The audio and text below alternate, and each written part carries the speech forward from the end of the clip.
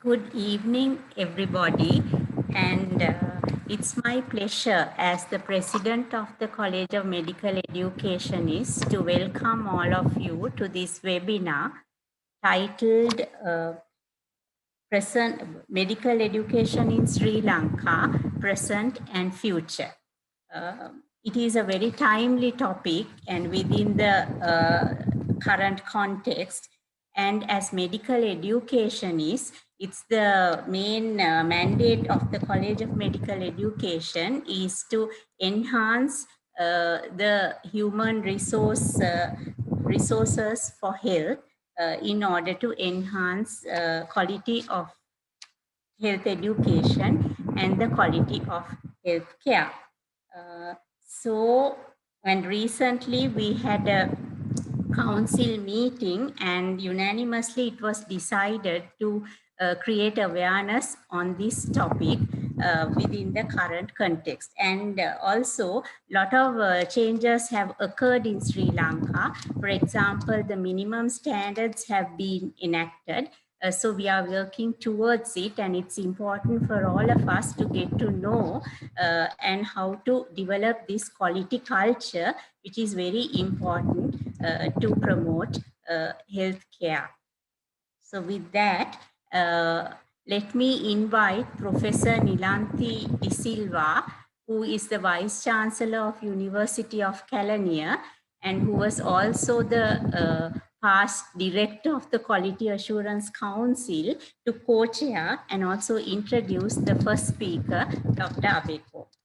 Thank you. Over.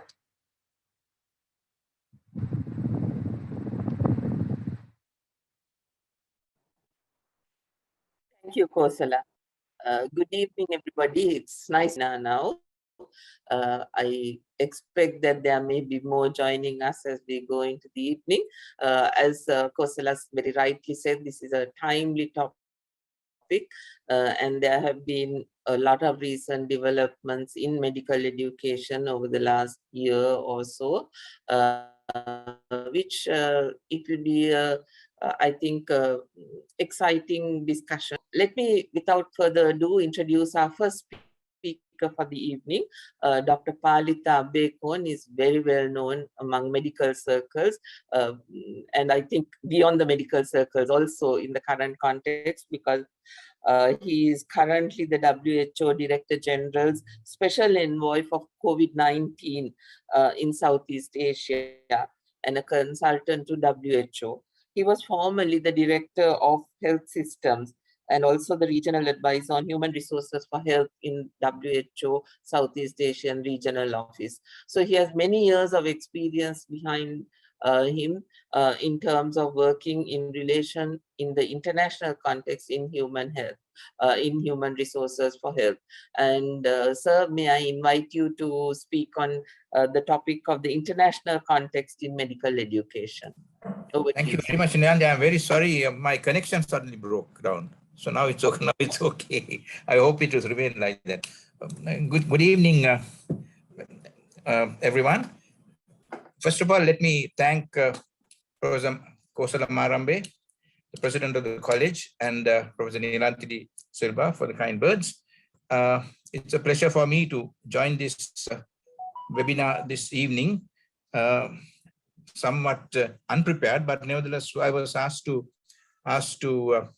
give a bird's eye view, snapshot picture of the main elements in the global and the regional picture with regard to medical education and practice. And I will do that in the next 10-20 minutes. And Nilanthi, if I talk too much or overstep my time, please give me a little warning. Thank you. Let me share the screen. Yeah. Is it okay? Is it okay? Yes. Yes. Yes. Okay. Sorry. Thank you. I must confess that I am not an active practitioner of medical education right now, but having been a fellow traveler in the so-called vineyard of medical education, I'll try to recall some of the experiences I had and also some of the work we are doing with the WHO right now. Now, What I wanted to touch on today quickly would be some of these topics and subtopics. A little bit about the global and regional situation and some of the key issues, which mostly will contain information regarding the current availability and distribution of medical professionals. A little bit about the globalization of medical education and its implications, accreditation being one of them, the World Federation and the FAMA, international migration and retention of doctors and health workers in their own countries, and some of the relevance elements of these to Sri Lanka. Firstly, just to set the scene so as to find out where we are, there are, according to WHO estimates, anything from 12 to 15 million doctors in the world. And our estimates also show that, according to the calculations that are used, there are about 4.3, let's say 4 million physicians and nurses and other health workers who are not there. There's a shortage of at least 4 million plus physicians, nurses, and other health workers, mainly the midwives in this case. Now, when you look at some of the countries, and this is a selection I made, say Qatar, for example, as right now the biggest physician population ratio, 7.74 physicians per 1,000 people. That's about a physician for every 1,500 people, 150 for every 150 people. Similarly, Monaco, they are very high flyers. Greece and Marino, all around 5.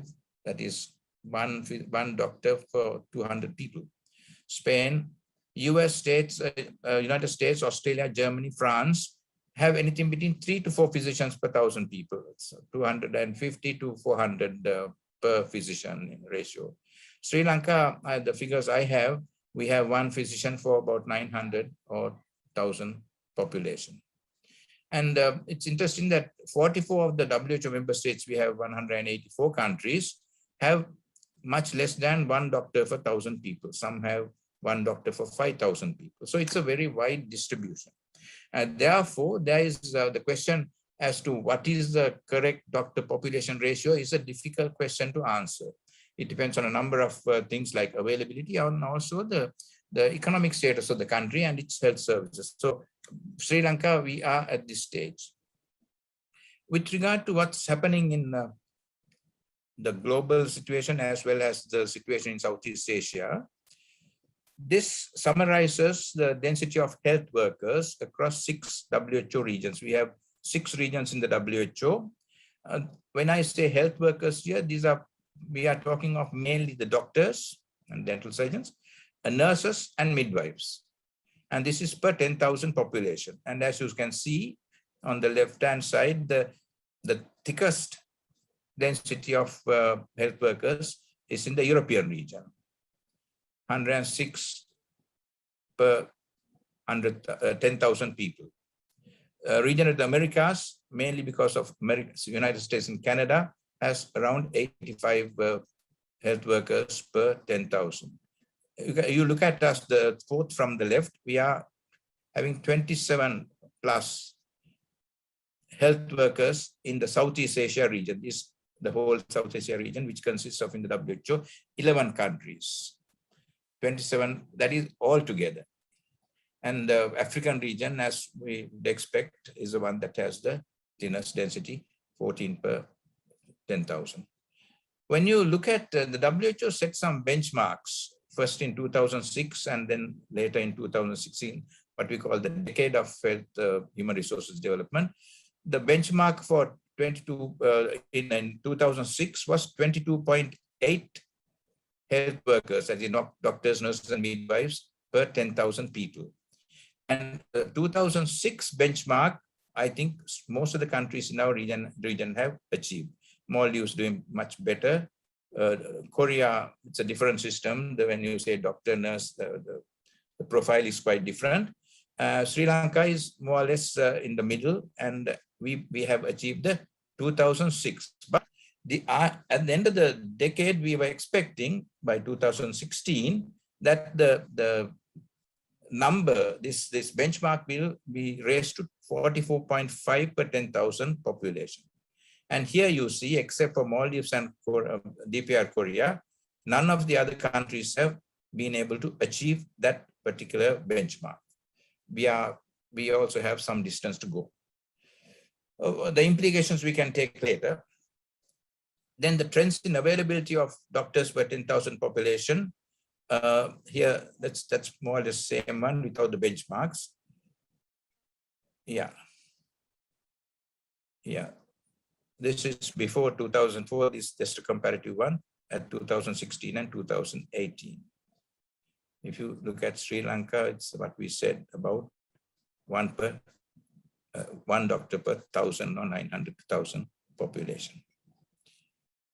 Then the number of medical graduates, doctor graduates for 100,000 people. These are graduates who are coming out. Look at the distribution in our region. Sri Lanka is at 5.7. And when I say OECD average, these are the richer countries. I'll come to this later. Organization of Economic Cooperation and Development, which is the rich persons club or rich country club. They have about 13.1 graduates coming out for 100,000 population. And then this is about post-graduation. These are the countries which have some kind of post-graduation. Bangladesh, we don't have here. Sri Lanka is 1.2. These are the figures of 2018. That's the latest figure we have. Now, some of the main messages from the scene in the global and more importantly, the regional scene. Now we have better data, and now the countries have a more positive sense of the progress. Availability of health workers has improved, but still below the 2016 benchmark. Universal health coverage is not achievable without viable, sustainable workforce, clear. Universal health workforce challenges today are, in summary, skill shortages, skill mismatches, sector and geographic maldistribution. This is uniformly common to most of our countries. Therefore, our policy focus must be on a sustainable and effective workforce, and we'll see how that comes about. Then with regard to experiences of out-migration, that is, doctors leaving our country, be acting as donor countries or source countries, they are varied between countries. In-migration in our region is very small, except in Maldives and Bhutan, where expatriates form the larger bulk of the workforce, particularly the doctors in both countries. And bundles of health HRH intervention should continue to be used in deployment and retention, and we will refer to some of those very quickly. Next, this is a summary of the Sri Lankan situation, country, population, life expectancy, GDP, the top row, and 31 point is the doctor midwives per 10,000 as we were looking at earlier. Then projected stock of medical doctors by 2030, we are going to have around, at the current rate, we are going to have about close to 35 to 40,000. Projected stock of nurses, if you are interested, we should have about 80,000. But this can vary. This can vary with the opening of new medical schools, etc., which were not there when this profile was made. This could be slightly off target, but it will be more. It's most likely that it will be more with the foreign graduates also coming. This was a projection done by Dr. Dilip de Silva. I mean, we don't have to spend too much time on this, but what he did was interesting because he took the private practice, doctors who do private practice, and in the last column, he said total full-time equivalents. Private sector, full-time doctors. And here, if you take the full-time equivalents, although we have 20,000, actually, we would be counting about almost 31,000 full-time equivalents of doctors.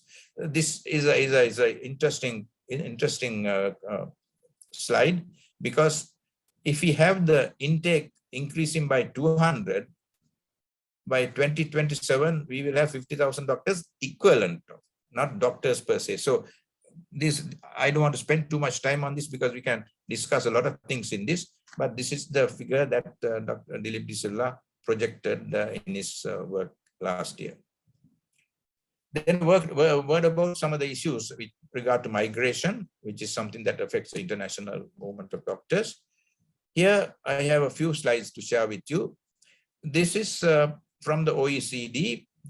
where an increasing share of the migrant health workers the share of the migrant health workers in the OECD countries is increasing. It has increased almost from 21.5 to 27.5 in the last, I think it's about 15 years. And the numbers are large, or the percentage is small, but the numbers are very large. We also have the nurses, which is showing a similar trend. Then when you look at the foreign trained doctors, the trend is the same. Some of these doctors are nationals of those countries, but trained in other countries. So that's the general trend. The richer countries, it's increasing mainly, not mainly, but significantly because of the doctors who are from other countries. Now, this is interesting. I just put it out to share with you quickly. Here, when you take the doctors who migrated to those OECD countries and the other skilled workers who went to those countries, all the skilled workers put together, except the doctors, foreign-born doctors, all the other immigrants who had levels of education, the doctors by far outstripped all of the others put together in all these countries, except countries like Italy and Greece, where of course the numbers are small anyway. The next slide shows the 5 main countries where most of the foreign-born doctors and the countries by their residents. Almost 75% of the migrant health workers are in these 5 main countries, which to be expected. They are, United States, UK, Germany, Australia. Nurses also, the picture is same. Not a surprise. What about Australia, where a lot of our doctors now seem to be going? I have the data from 2018, which Australia has 87,000 doctors. About 21,000, 24% of all the doctors in Australia are expatriates or educated in a developing country. 7 of the top source countries, that countries who are supplying them, were developing countries. And if you look at the numbers, actual numbers in 2017 and 2018, India, of course, as expected, supplied 800 doctors, Malaysia 400. Sri Lanka, considerably large portion of the doctors in those 2 years who migrated to Australia were Sri Lanka, 340 doctors. It could be more, but they may not be registered. Australia, in fact, depends on international medical graduates from developing countries for most of the gaps that they want to fill in different fields. And this summarizes the migration from Sri Lanka also. The largest numbers of doctors who went in 2016, for which we have figures, Sri Lanka figures very high. The largest emigration rate in that year, Sri Lanka more or less tops the list. Largest variation between 2001 and 16, Sri Lanka is also figuring out there. So it is an issue that, and it might change, might get worse in time to come. One has to be cognizant of this because some of these people who are going are the best trained people in the country. Then 2 Sri Lankan studies, I mean, this just to give you a complete picture of, a view of this. This is, I think, Prof. Indika, Karunatilake and all, they published this. I just want to highlight only one thing. This is the intention of young medical students in Sri Lanka to migrate. This is about, I think, 4 years ago, 3 or 4 years. Here, what I found interesting was that 24% of the doctors, they were the young medical students in their medical career, in the medical student career, had already decided to migrate, while another 32% were not sure of their final decision. Of course, when you look at the details like socio-demographic characteristics, and there are no significant association with intention to migrate. Therefore, it seems like a highly individualized decision. Of course, this still is slightly less than what you find in similar studies in Africa and some of the other South Asian countries, but it's still, I think, significant. And this is some of the reasons those children gave. These are nothing strange. They need to stay with family. And the reasons to migrate that they mentioned were better income, better quality of life. These are perception in medical school and better postgraduate training abroad. So I just want you to note that. Then I'm going to finish in the next 2 slides. Am I okay with time, Nilanthi? Another 2-3 minutes? Hello? Yes, sir. Yes. Yeah. Within another 2-3 minutes, I think if you can wrap up, sir, it will be good. I'm doing that. I'm doing that. These are the 2 other things I think we got to note with regard to the global scene. WHO, for this particular purpose, developed what is called a code of practice for for recruiting medical students from foreign countries. And basically, the aim is to promote high standards of practice and international recruitment of healthcare professionals. This is a code of practice signed by all the 184 countries in the WHO. Basically, what they were trying to do was establish the principle that any international recruitment of healthcare professionals should not prejudice the healthcare systems of the developing countries. But this has potential, but it is not working very well. Countries don't do it, but now that all the rich countries, they have agencies which are recruiting graduates from developing countries. I will not skip that. The other thing, of course, is which is now current and which I think most of you know about, is this WFME, ECFMG accreditation system that by 2024, if you want to migrate, particularly to go and work or be trained in the US, you got to have the recognition of your accreditation body. In our case, it will be the SLMC, recognized by the World Federation. It's not a must, but most countries are getting it done now. About 60 authorities have got WFME recognition in our region. Thailand and Indonesia have already got.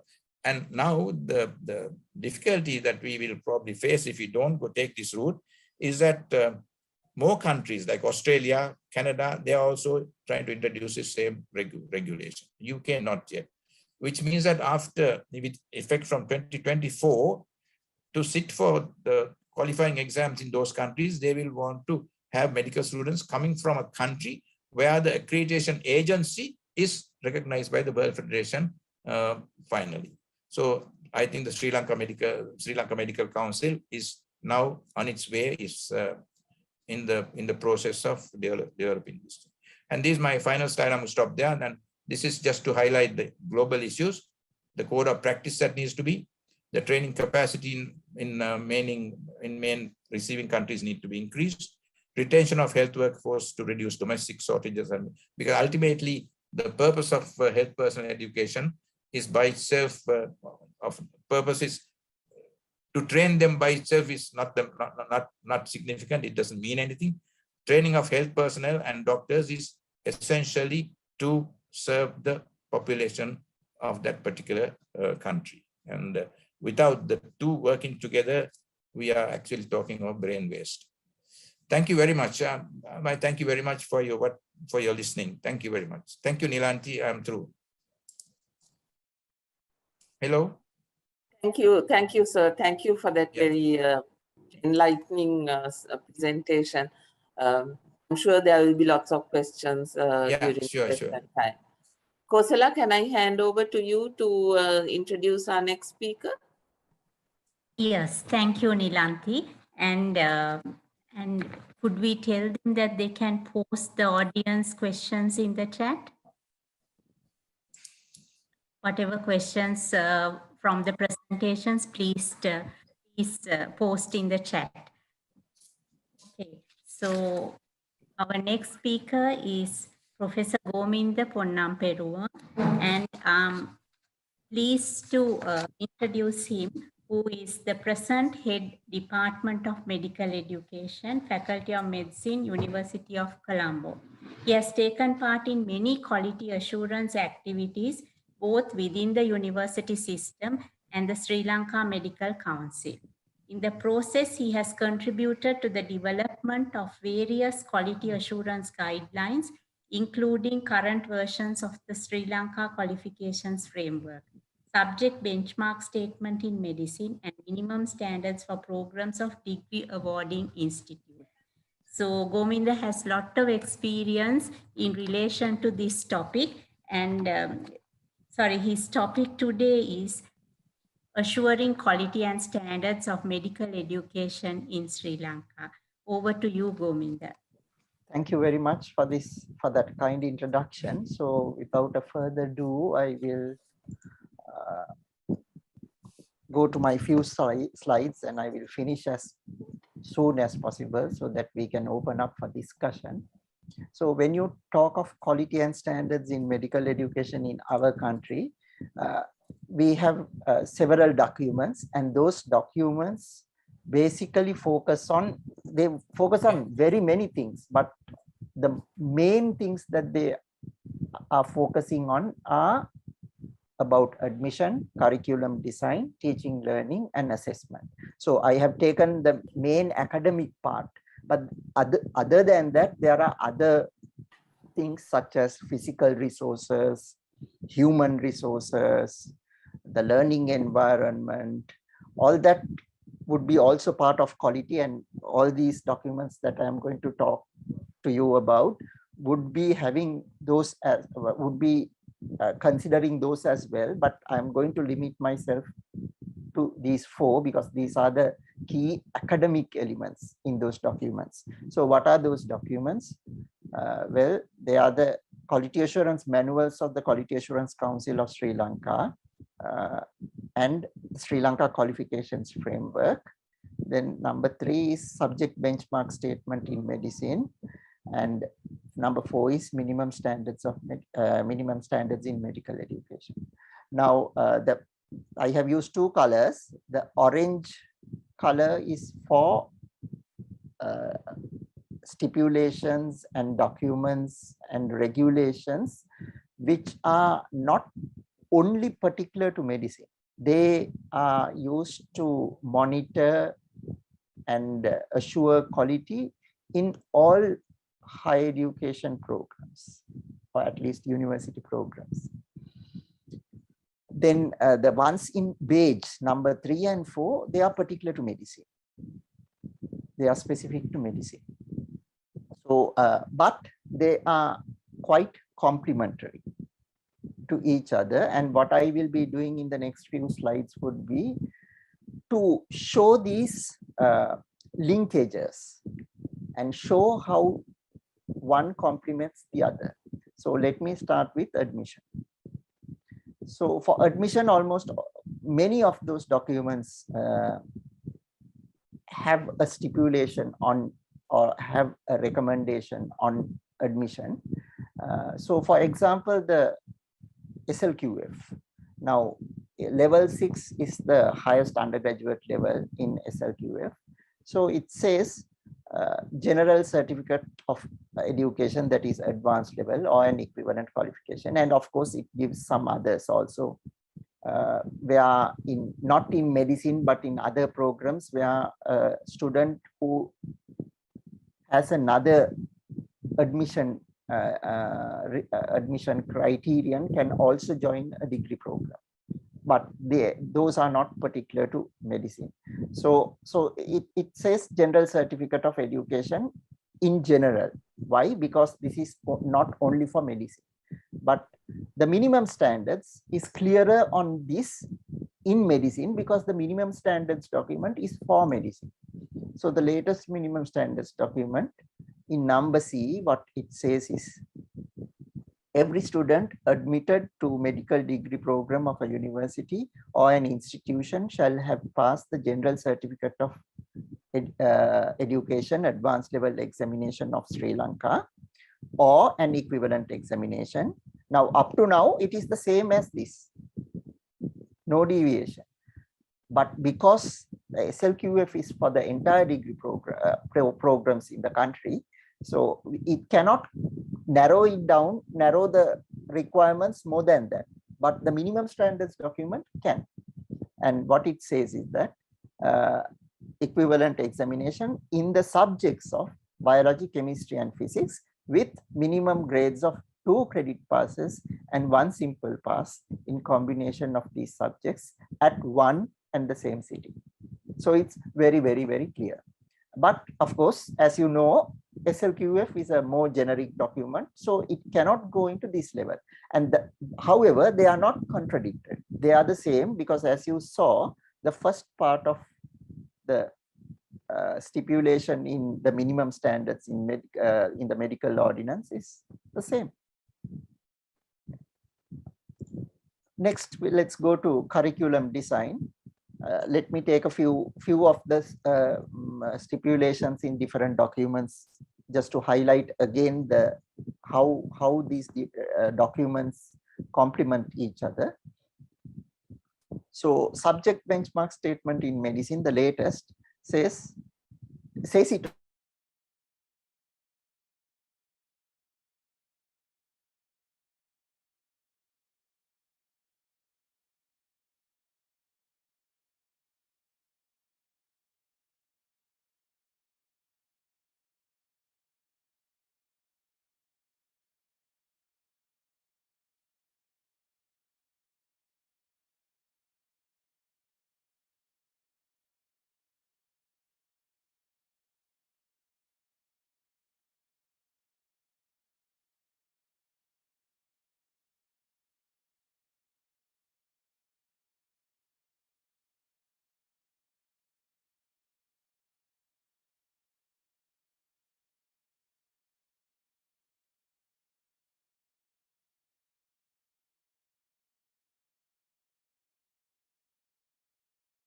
Can you hear me now? I think you lost my slides because Yes. somebody started recording. That's okay. Never mind. So I hope now you can hear me and see my slides. Yes. Yeah. So it clearly says that it is in line with SLQF. But what it had done is, as you know, the Sri Lanka qualification framework learning outcomes are generic. It's not only for medicine. So therefore, it's a broad brush stroke that will encompass all types of degree programs in the country. But whereas the minimum, the subject benchmark statement in medicine cones it down to medicine and customizes those learning outcomes and what is to be taught in a medical program.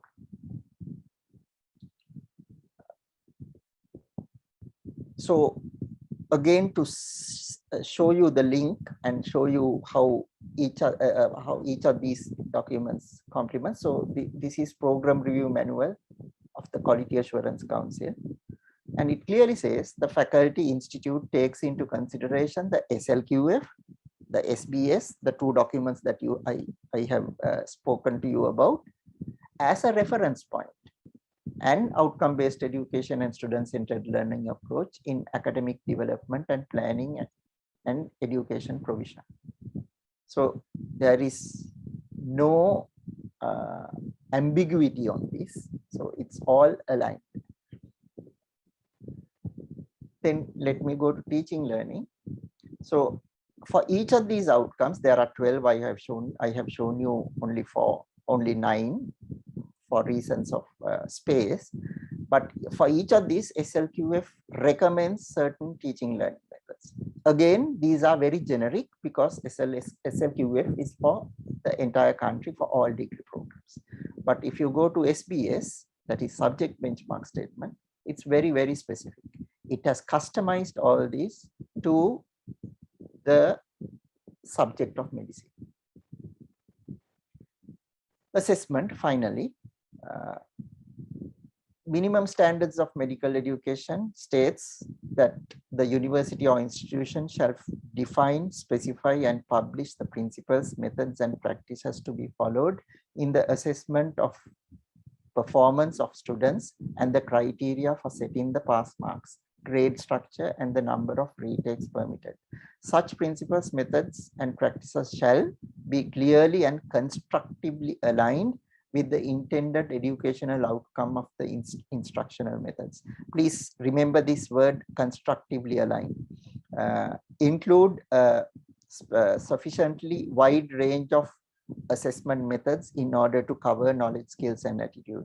Be open to scrutiny by external experts, and that is upheld in minimum standards. So there should be external scrutiny in assessment, and devoid of conflict of interest.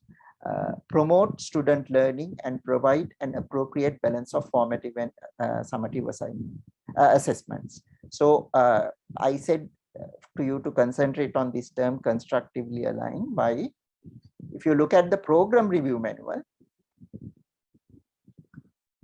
it says assessment strategy is aligned to specific qualification and level descriptors of the SLQF and subject benchmark statements and requirements of professional bodies. Requirements of professional bodies is what you saw earlier, the minimum standards. And SLQF and subject benchmark statements I referred to earlier. And they talk of alignment, right?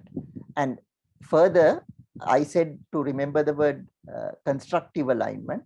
Here it is in the program review manual also. Alignment of assessments to ILOs. ILOs are intended learning outcomes and teaching learning methods. So that is the alignment that is mentioned both in the program review manual and the minimum standards. So in a nutshell, these are the different documents, and I have shown you how they complement each other. They do not compete with each other, or they are not contradictory with each other. They do not compete. They are not for the purpose of competition, or they do not contradict, but rather they complement. And then you may ask, why are all these 4? Why can't you have 1? The reason is, one of the reasons I have already said, because the first 2 are for the entire higher education system. That's not specific to medicine. So therefore, the latter 2 are the ones which have taken these principles and modified it in to medical education. So therefore, the first 2 will not be really custom made for us. So therefore, you need the other 2. Also, all of these documents give a different look at educational quality in somewhat a different angle, but of course all those angles are complementary. For example, quality assurance manuals look at the quality. Qualifications framework look at the qualification and what are the requirements for each qualification. And of course, subject benchmark statement will be focusing on the qualification requirements of the SLQF customized to medicine. And the minimum standards document produced by the SLMC and in the medical ordinance will look at the professional requirements. So maybe the first, in terms of 3 and 4, subject benchmark statement will be more an academic document. And number 4, the minimum standards will be more a professional document. But they speak the same language and they speak the same requirements. They specify the same requirements. So in fact, therefore, we can conclude all 4 are necessary, and a degree program should adhere to all 4, a medical degree program, if proper quality is to be maintained. Thank you very much. Thank you very much, Gominda, for enlightening us and showing the connection between the existing documents, the SLQF and the subject benchmarks, benchmark statement in medicine. Thank you very much. So over to you to introduce the next speaker, Professor Nilanthi. Okay, thank you, Kosala. So our final speaker for the evening is Professor Indika Karunatilake, who is a professor in medical education in the Faculty of Medicine in the University of Colombo. Again, no stranger at all to the medical profession because he is the immediate past president of the Sri Lanka Medical Association, but he is also the founder president of the College of Medical Educationists, which has organized this webinar today. And so he's been in the medical education scene for a long time, and he has a great deal of familiarity with the topic that he's going to be talking about today, which is human resources for health, a balancing act. So Indika, over to you, Indika. Thank you, madam. Thank you for that very kind introduction. So during this very short presentation, I will actually be discussing about the need for balancing or coordinating the human resource production in the country with the health needs of Sri Lanka. And I'll be actually linking my presentation to what Dr. Palitha Abeykoon was discussing about, especially related to the Sri Lankan situation, and special focus on the Sri Lankan situation, and probably about what future holds for us as well. So it's obvious that management of human resources in health is vital for the optimum delivery of healthcare, especially in a situation like right now in Sri Lanka as well as worldwide. The number of doctors needed by the country, how many doctors do we need?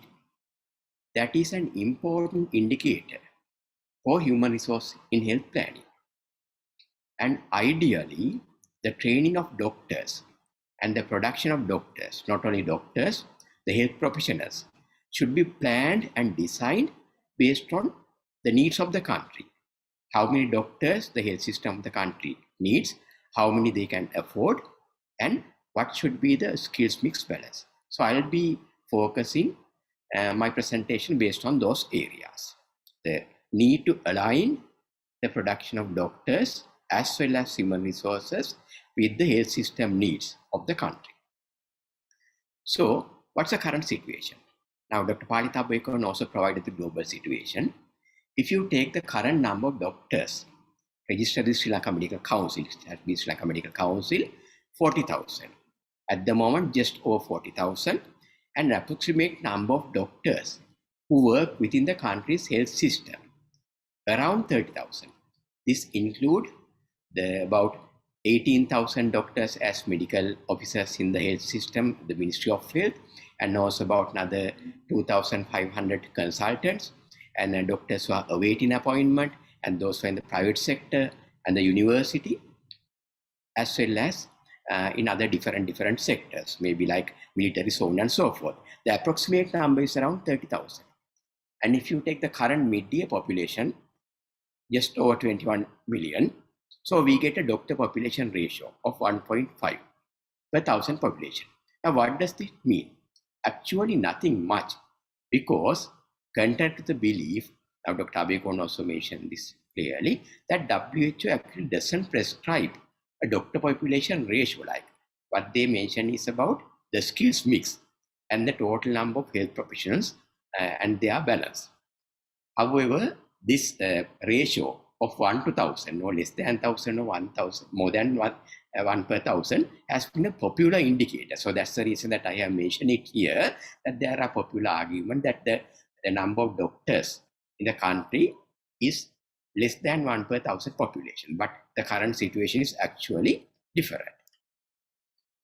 And the average number of new registration with medical council is approximately 1,500 per year during last 5 years.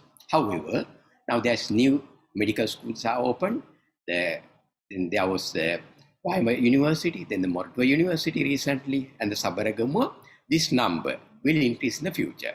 It might take about another 4 to 5 years, because they have just started admitting medical students. Currently, it stands around 1,500 or just over. And number of foreign medical graduates who are joining the service also in the increase, around a number around 250 to 300 per year. Rate of migration will depend on many factors. Dr. Palitha Abeykoon also mentioned about that. It depends on many factors, including their willingness to migrate and the country's situation, economic situation, so on and so forth. So there will be many variables, many factors that would determine. The average attrition is not very high from active work, generally around about 50 per year. So that has been stable during last several years. So these are the possible future trends. So what does it mean? What does a WHO says? And what are the comparative rates? And what are the possible opportunities for the health system to expand from the current situation and employ more? And what about maldistribution? Those are the areas that I'll be focusing within the next few minutes. Now, if you take the WHO, they actually don't identify as a country with a critical shortage of doctors. Dr. Abeykoon also mentioned about that, and he has also shown few slides comparing the Southeast Asian region, that Sri Lanka is in par with the other countries related to the health professions combination as well as doctors. And there's no universal doctor population ratio. What is suggested is the effective need. The effective needs based on the needs of the health system of the country. And also, very importantly, the capacity of the country to recruit doctors as well as other health professions. So this is what we mean by the effective need. And this also previously Dr. Abeykoon also mentioned that Sri Lanka is actually higher than the comparative countries in our region. And what will happen in the future? Now, if the government, the current rate of absorption is around 70% of the doctors. This approximation is based on several research done by Dr. Nilanthi Silva and previously by Prof. Nilanthi Silva. The average percentage is around 70% of the doctors. Generally, they join the state sector. However, if we are to maintain the current graduate output around 1,500, then the cadre in the health ministry will have to increase by about 1,000 each year, because again, according to Dr. Nilanthi Silva's data, at the moment, the cadre vacancies in the ministry is just 4,800. So that is basically can be saturated with maybe 1 or 2 years graduate output. So that means if we are to absorb the doctors into the government health sector, then the cadre in the Ministry of Health will have to increase. However, here we have to focus on the trends from the health expenditure as well, because at the moment also the expenditure on health is not much, and if you consider the total recurrent health expenditure per year, 50% of the health expenditure is on the salaries. So that means it's not that easy to increase this expenditure, and there may be other factors that will be affecting the country's expenditure on health. For example, the country's economic situation and the priority given to other areas, okay, and the financial situation in the country, so on and so forth. So all these factors will be affecting on the health expenditure of the country. And generally, about 250 graduates, they opt to join the private sector annually as full-time, because most graduates actually, they prefer to join the government sector while enjoying the dual practice in the private sector as part-time. Around 60% of the government sector medical doctors, they do part-time private practice. So this is a dual service that was mentioned by Dr. Abeykoon based on Dr. Nilanthi Silva's studies.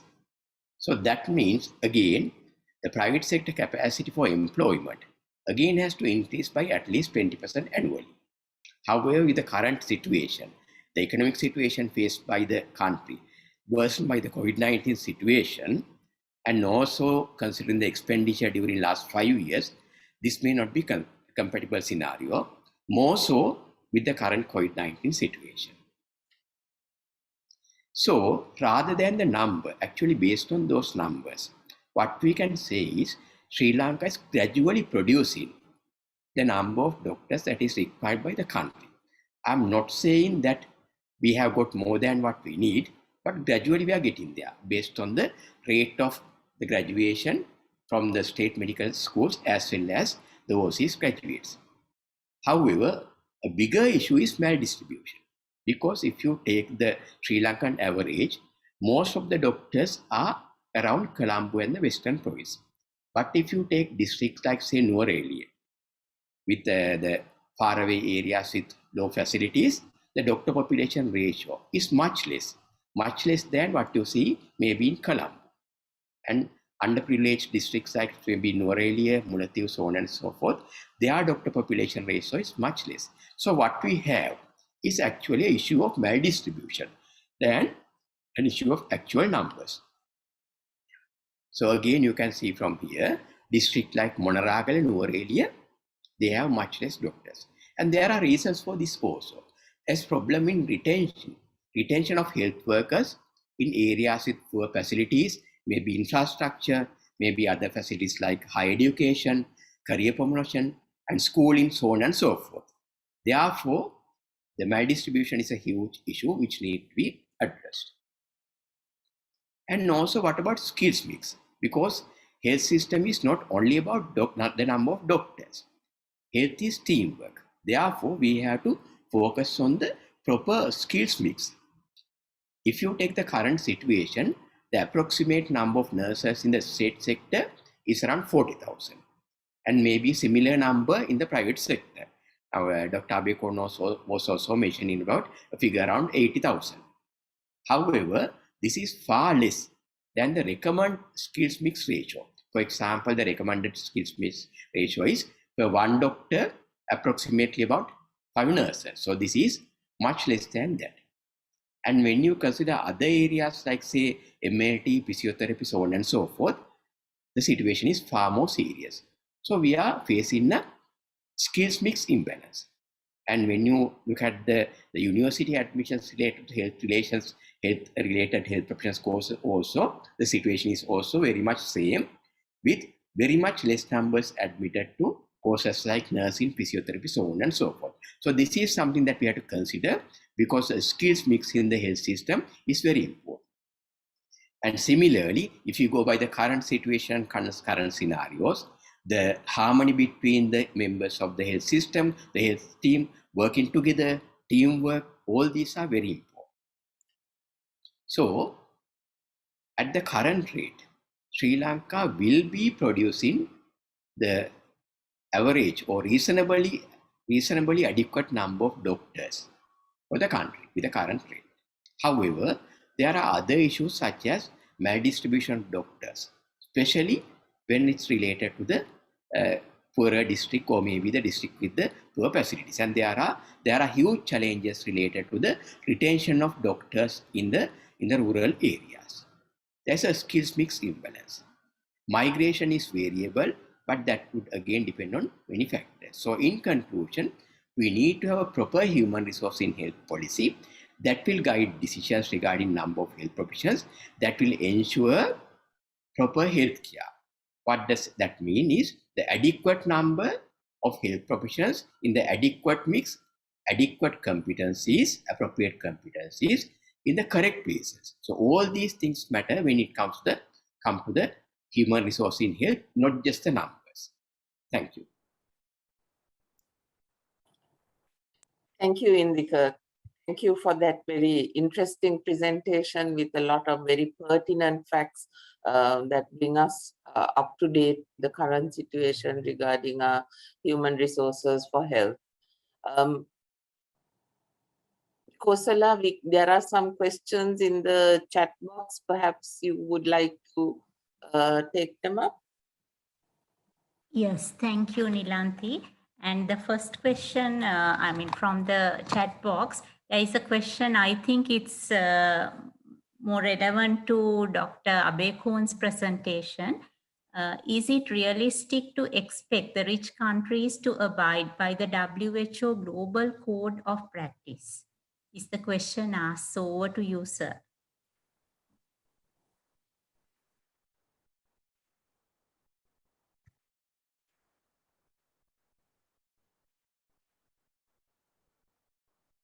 So Dr. Palitha Abeykoon, the question is, sir, are you there?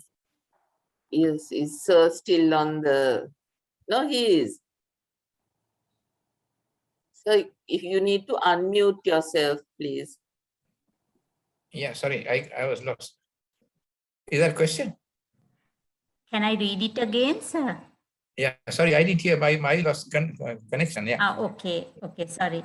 Yeah. Is it realistic to expect the rich countries to abide by the WHO Global Code of Practice? That's the question asked. Actually, that's the issue. That's the issue.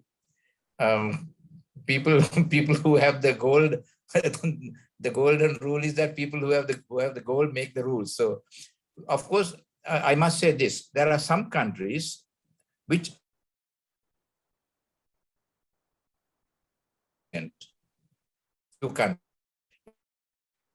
actually made some reference and have taken heed of the code to even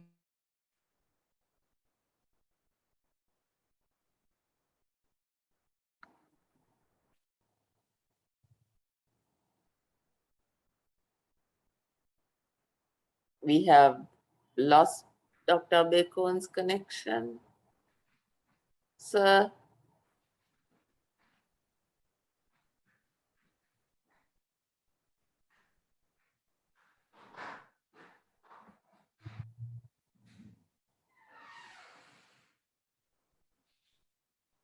shall we then move on to the next question? Well, it's more of a statement, really, where somebody expresses his view that, in his opinion, his or her opinion, a newly graduated doctor migrating to a foreign country is ethically questionable, given the fact that their education was given using taxpayers' money. So is it possible to make policy decisions to stop or to have compensation fee against migration of doctors? Indika, would you like to take that on? Yes, sir. It's a very sensitive question. On one angle, I mean, migration is a human fact, and you can even think it could be a human kind of say right as well. I mean, migration can happen in many different ways. I mean, within country also there can be internal migration, and then can be out migration. So that is there. At the same time, what the question, the concern of the participant is also correct, and there are some developed countries who would like to basically get graduates from developing countries, and sometimes there is a perception that it would be fine to export doctors. But on the other hand, if you consider the amount of, say, the investment, like very correctly mentioned in the question, the amount of investment that we make for a doctor, I mean, that can never be recovered by sending or exporting a doctor. Because another fact is when a doctor migrates to another country, very unlikely, maybe some small amount of money may be sent, but other than that, generally they are migrating for, say, like settlement. So I mean, there is no clear-cut answer, because people want maybe better lifestyle, so on and so forth. Currently, it is estimated around for at least 5,000 doctors are overseas around Sri Lankan, and it might vary depending on the country situation and so on and so forth. So it's a serious factor. I think the human resource planning should take that into account rather than going for punitive measures. Maybe you can go for more constructive measures. For example, someone moving out for maybe about few years and coming back. So in that way, that might be good for foreign exchange also. So you can think of that kind of circular migration arrangements also, rather than, I mean, I don't think we can implement really drastic punitive measures for that kind of issues, because we don't have that legislation. But we have to work out a way how we can retain our health professionals, and also how to get the best out of migration, and think of newer plans, innovative plans, like in a, say, circular migration, where maybe they go to country like maybe Oman, work for a few years and send some foreign currency and comes back. So that possibility is also there. Okay. Nilanthi, shall I add a word? I lost my Yes, connection. yes, please. I think that's a very important question that we discussed, and what Indika said is correct. You know, we used to talk about the brain drain. We still use the word brain drain, but in some cases, people think it is not just brain drain; it's sometimes a brain overflow, and therefore, what they are now talking of is like brain circulation. Exactly what Indika said. Periods of, now this is happening quite well now in India and in China. Lots of the Indians who went, they're coming back because their economy is booming, and then they are having opportunities to work there much better than in the States. China, same. So the developed countries like Japan, they do it all the time. Thailand is doing it now. So I think we also, like Indika said, it's not easy for us. There are challenges. And if you take the doctors who go from Sri Lanka, it's unlike the people who go to the Middle East. Very classic thing is they open their bank accounts in those countries. Whereas the people who go to Middle East, I mean, most of them have their bank accounts in Sri Lanka. So you know, there are variations here, and you have to take account of that. But what Indika said is right. There are things we can do, sometimes even negotiate with the receiving countries, which some countries are doing, to transfer some, I won't say compensation, but something to help the health sector and the medical education sector in the host country. We got to work on those. Not easy, but there are possibilities. Yeah, thank you. If I may add, now I think what you are talking, sir, is something like the FAMER. Now, ECFMG funding, that FAMER is mostly money from the doctors who fail the exam from our region, from other countries, and they are not keeping it. They feel that it's not ethical to keep it, so they are pumping it back to the advancement of medical education, mostly in those countries. Enough, but there are at least very small possibilities.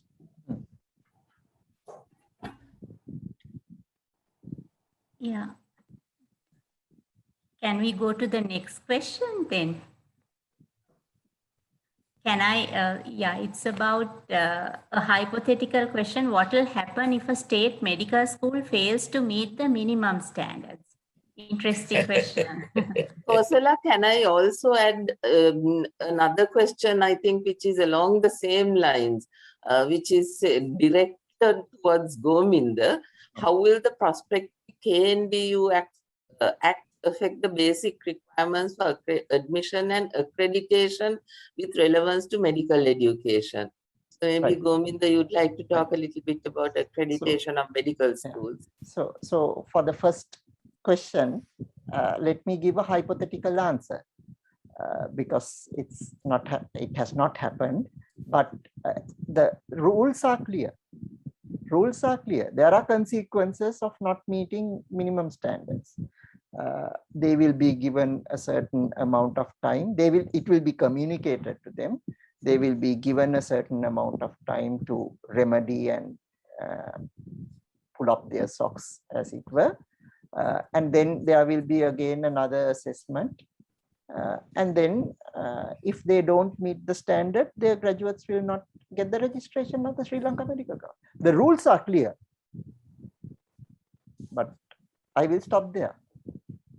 Because Madam, can I recommend, can I add into the other part of the question regarding the minimum standards? Now, actually the admission criteria is, like Govinda mentioned, is only one part of minimum standard. Now, the current admission criteria that is stipulated in minimum standard is 2Cs and 1C. Actually, in the current situation, that's a far inferior minimum standard. If you go through the current grade inflation of the A-level results, the 2Cs and 1S is a far low minimum standard to think about. Having said that, this is much better than having no minimum standard criteria at all. Previously, about say 2 years ago, it was only 3 years, which was very much subject to manipulation.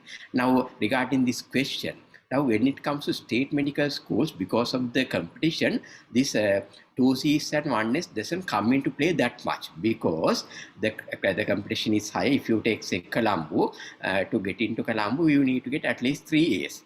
However, when it is not into that, then the minimum standard of 2Cs and 1S can be subjected to maybe manipulation, because that's a very lower entry criteria. I mean, as far as a bar is concerned, it is very low. So there is potential for manipulation if that is used as the lower benchmark.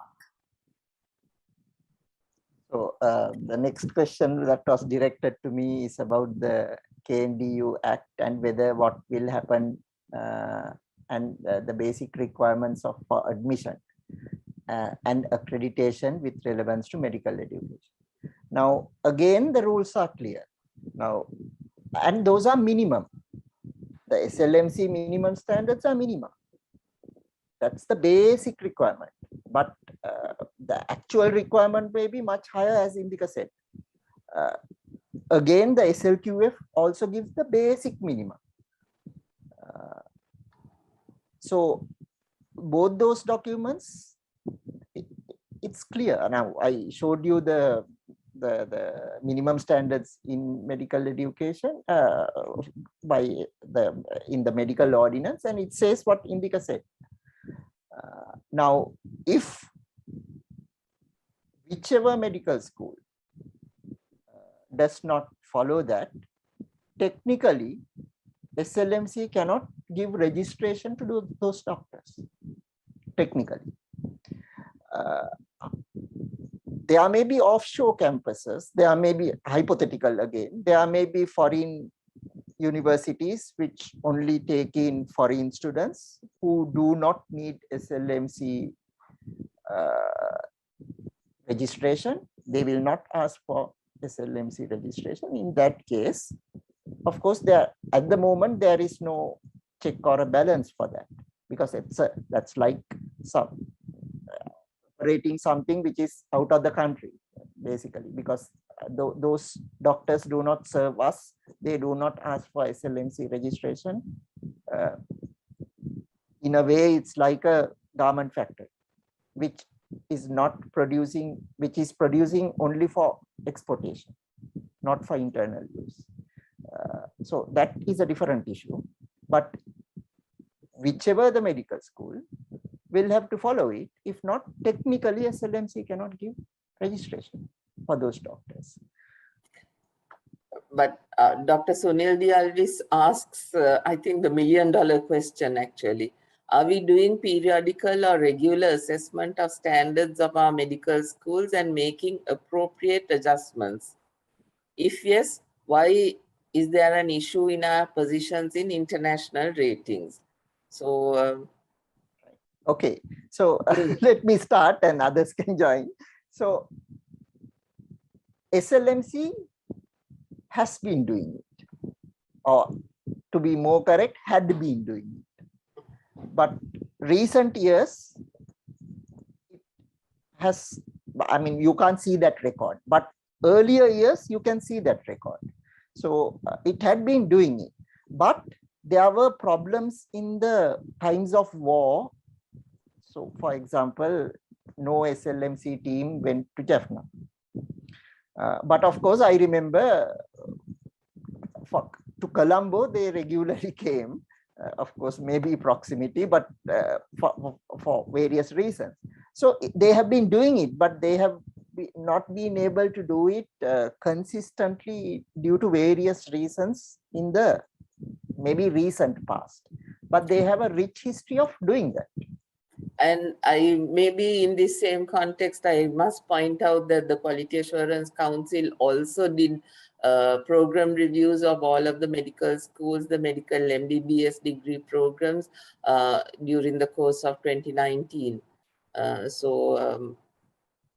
That has, and recommendations for improvement were also given to each medical school. So that has also contributed, I think, to that part. It was not from a medical professional perspective, but definitely from an educational perspective, there has been the quality assessment taking place. I think that is the point. That's the answer to the second thing.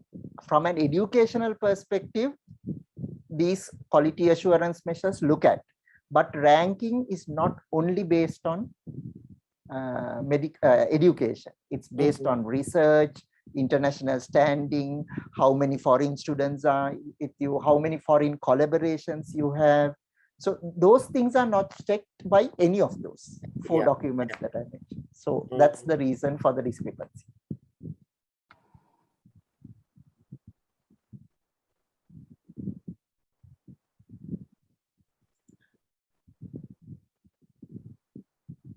Kosala, there's a question from Chandana Vikramaratna. Maybe you'd like to take that and direct it to one of our speakers. Increasing, yeah, may I read it? Increasing number of graduates and how to maintain minimum standards in each degree program, especially with COVID crisis, is challenging. What is the future of dual delivery and more virtual programs in health and allied sciences in Sri Lanka? Will there be issues with minimum standards? I think who is going to answer that question, Gominda or Indika? Maybe I'll start and then if Gominda can take over. With the current situation, I think with the new normal, this has become unavoidable to need the move towards the maybe blended delivery of learning and innovative modes of teaching and learning in all the areas has become very important. Like even now, lecturing is not a problem. And even group discussions is not a problem. But when it comes to practical teaching and clinical teaching and field teaching are huge challenges. But having said that, it doesn't seem that COVID-19 is going to go away in a hurry. So worldwide medical education is moving towards a new normal. Sri Lanka also, I think, is the same. So in that case, I think we have to adapt. So how that would basically in line with the regulations, I think yet to be decided, but obviously the systems need to adapt while without compromising quality. So I think we have to think about newer methods, innovative methods of implementing medical education in the current situation. At the same time, it could be a golden opportunity also, for example, say for CPD, and also, for example, learning from this kind of global pandemic about public health principles. So there can be golden opportunities in implementing newer technologies, blended learning, and also learning about global pandemics, public health. So there are blessings in disguise also. At the same time, I think the regulators need to think about this aspect. Gominda? Yeah, I think I agree. Now, this is a very unusual situation, and this is only not specific to Sri Lanka. So therefore, if there is, we don't know yet, if there is a lowering of standards due to the COVID pandemic, that would be seen probably in many parts of the world, not only in Sri Lanka. So that is probably, I mean, you can't do anything about it except, as Indika said, to adapt to it and then do your best. Yeah. And to add something, Gominda, isn't it in some countries they did have to change their regulations? Yes, Yeah. I mean, to be honest, even us, because we did not have the provision for online assessment, for example. Now that is being allowed. Also, due to the pandemic, the changes we made, there were special provisions, special regulations in different universities. So that we also did that, and I'm sure many countries did so. I'd like to highlight this comment made by Avindra Jayawardena, who talks about the need to increase the number of graduates produced by the allied health faculties to get a proper skills mix. This was something that Indika talked about in his presentation, the need to have the right skills mix for our health system. Indika, maybe you would like to talk about the role of the allied health faculties? Indika, you're on mute. Yes. Yeah, I think the same situation applies. It's a huge challenge, and basically with the COVID situation, it's a health challenge not only for medical schools but for other faculties also. Again, I think the need to adapt to the situation and work out with the new methods or innovative methods should be there. This is definitely a challenge. Yeah, but that need, we still have that huge need for the other professions besides medicine, dentistry, to have more nurses, more physiotherapists, medical laboratory technologists, and a whole host of other professions that are essential for a good health service. Yeah. And that is not really being addressed adequately at all in the current situation, I feel. No. There is a huge skills mix imbalance, and probably it's going to worsen in the current situation. So again, we need to think about new methods, and maybe like say when it comes to clinical teaching, rather than trying to use the maybe tertiary care hospital, sometimes we might have to go for maybe the nearest hospitals for clinical training. So that kind of arrangement also we might have to think about. It's a very complex problem. There are several angles that we have to look at if we want to really increase. I'm happy that Dr. Sunil Dialvis also is here, because now if you somebody should do a study to see our BSc nursing graduates, how many take up nursing. What I hear is many go to other like teaching and all that. Of course, they are contributing to the economy, but they are not serving the purpose. And for that, there may be a multitude of problems, salary problems, work norm problems. There will be other things which make those allied health fields unattractive for a student or for a graduate. So that will have to be addressed. Then the most important thing is, yes, we need to increase the production, but we have to do it in a very controlled way so that we don't compromise quality. Opening up in every junction, opening up a nursing school or a physiotherapy school is not the answer, but because you can open up, but there is a huge requirement for human resources, people to teach there. So I think you have to do it in a very controlled way. And also this question that Chandana poses, what is the readiness of the Ministry of Health to accommodate allied health workforce increments in the near future? Because the Ministry of Health works within set cadres and, approved treasury and DMS workforces. So there needs to be a lot of planning for the future, but I think at the same time, we shouldn't only think of what goes into the Ministry of Health, because there is a large and ever increasing private sector in this country. And in addition to that, of course, I'm not saying that we should encourage migration out of the country, but I think it is, if people want to migrate for whatever reasons, greener pastures, etc., better income, all of that, it is better that we are exporting trained health professionals than we are training housemaids, than we are exporting housemaids. So we need to be able to think about that aspect as well. So, and even for, I think for this, Indika suggested about circulation, they go and yes. work for some time and come back. And then, I think yeah, nurses are doing that, isn't that so? So that would be another area.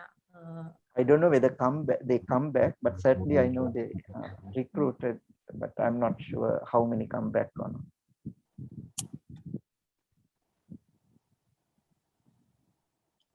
I think we have taken all the questions that have been put into the chat box now, Kosala, perhaps. Yeah, we have not missed any. So What is this last one? Oh, yes, Yeah. Dr. Sunil Dialvi says, yes, Kosala, go ahead. We are continuously expanding our cadre requirements depending on service needs. So Yes. it's a good news, actually. Yeah. Yes. Yeah. And I also heard the same information during the meeting today. Yeah. So this balancing act, yeah. So accordingly, we have to increase the training, I suppose. Yes, and the trainers, that is the most important thing. Quality of trainers, that's a key component of training.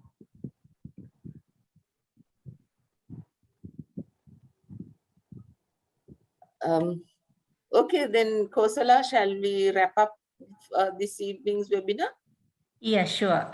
Yeah. So Professor Nilanthi would be, doing the closing remarks and thanking everybody. Thank you. We've had, I think, a very interesting evening's presentations, 3 excellent presentations from our speakers this evening, looking at it from the international perspective. Dr. Palitha Abeykoon's presentation with regard to what the WHO, how the WHO sees matters, where Sri Lanka stands in a global context in terms of medical and health professionals as a whole, where we are, what the trends have been and where we've been moving over the last maybe decade or so. And then Gominda talked about the provisions that we have in Sri Lanka for quality assurance, for assuring the quality of medical education, as well as some of those are perhaps not the subject benchmark statement or the minimum standards for medical education, but the other 2 documents, the quality assurance manuals and the SLQF, are applicable in a much more generic way to the other health professions as well. So we do have some way to go in developing the benchmarks and the procedures, the protocols, the standards that are required for the other allied health professions. But I think this is something that we really need to work towards again as we go into the future.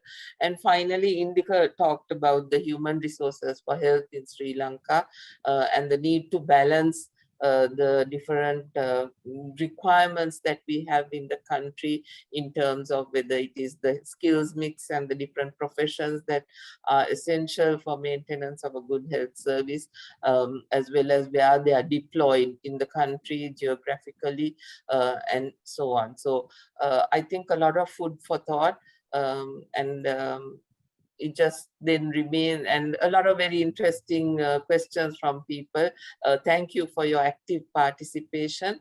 I hope you have enjoyed the evening as much as I have. And on behalf of the College of Medical Educationists, I'd like to thank everybody for participating in today's webinar. Thank you. Kosala, over to you for final last words as the president of the college. Thank you very much, Professor Nilanthi, and thank you, the speakers, for preparing with.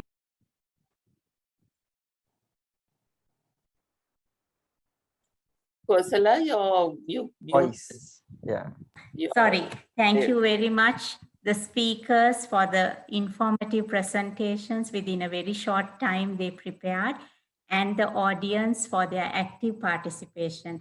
So I think this is that we have achieved our objective of creating awareness on this issue of quality and standards and the human resources for health. The important, I think, points were discussed and presented and discussed.